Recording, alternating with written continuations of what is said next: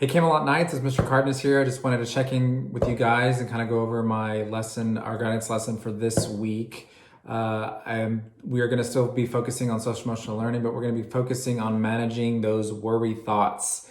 So when I did the survey a couple weeks ago, a lot of you guys mentioned that you were kind of feeling worried about everything that was going on, which is a totally normal feeling for everything that is going on in this world today. So I thought we would touch base on that. There's two parts to this lesson. So remember, this is just a lesson for you guys to do when you have times or if you're feeling overly worried about things. This is something you can use as a resource to kind of help yourself. It's got a lot of good information. So it has a book on here that's a YouTube video that you can read or that's being read to you. It's called Wilma Jean, The Worry Machine. Some of you may have read it or have had your teacher read it to you.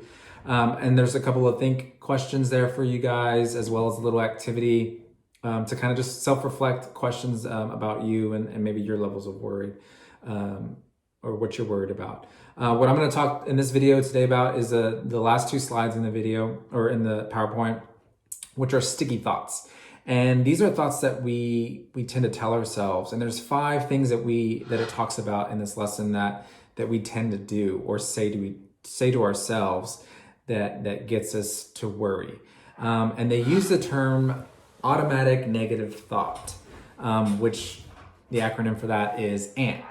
So think about that. We don't want ants on us or near us, anything like that. So this is something that we don't want. And the automatic negative thoughts are thoughts that we tell ourselves sometimes that makes us worry or feel fearful or maybe even frustrated and angry. So there's 5 things that we tend to do when we start thinking this way. The first one is magnifying those thoughts or those feelings.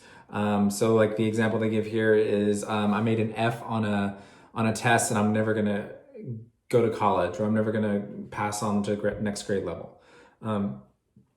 Just because you fail in one test doesn't don't magnify it and think that, oh well, I'm just gonna fail and then worry about that, because that's not typically true in that circumstance.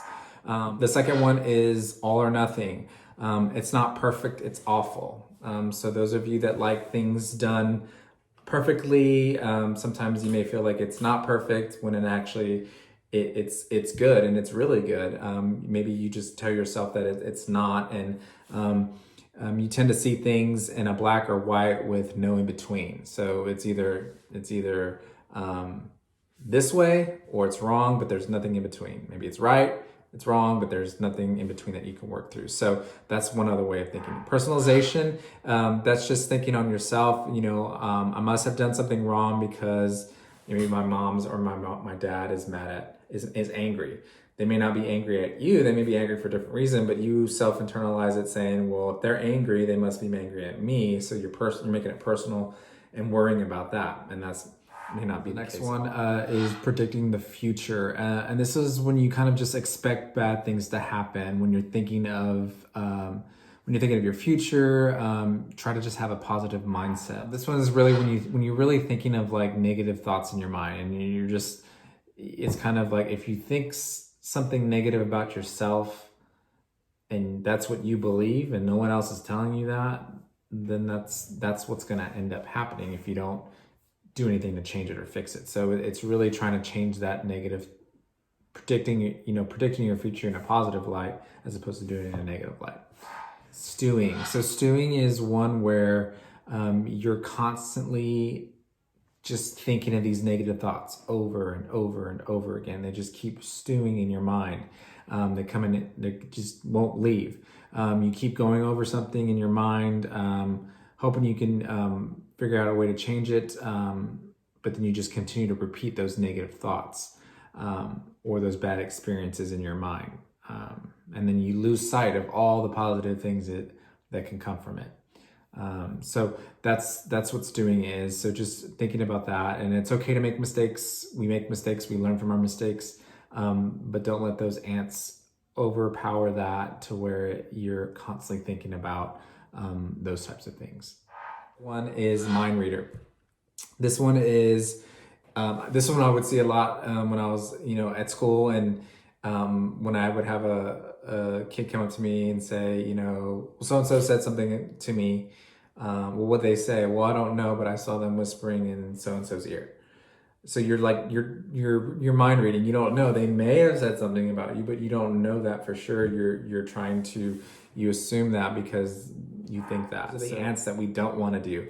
So we try to find positive coping skills, positive things that we can do to lessen the worry, to lessen the frustration, the anger, all those feelings we may have. So a couple of things that I think that are important to kind of take away from that are some of those coping skills. And some of the coping skills that I feel is important is self-talk, talking yourself in a positive way, identifying the facts, like what is real, what is actual. Once you know the truth and once you know the facts, that may help with the worry, those worry thoughts and those feelings. Another thing is just having a positive that positive mindset, but part of that is having a growth mindset and believing in yourself and believing in your situation and finding those positive things even in a bad situation.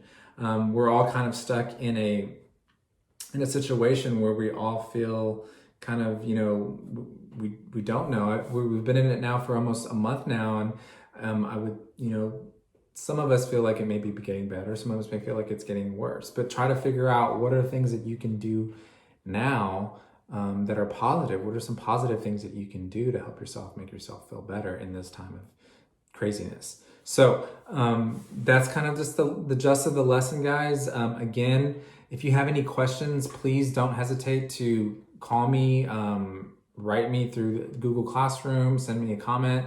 I'm here to still help you guys in whatever. If you have any questions, if this is something that comes up later, and you like I said earlier, use this as a resource to help you guys when you are feeling, maybe overly worried about something, or just being able to get in contact and talk to me about these things. So with that being said, that's pretty much it for the lesson. Looking forward to seeing you guys on Friday for our house meeting, our first virtual house meeting. So we'll be seeing you guys Amistad at 10 o'clock on Friday. And so hope you guys have a good rest of your week. Hope to talk to you guys soon. Bye-bye.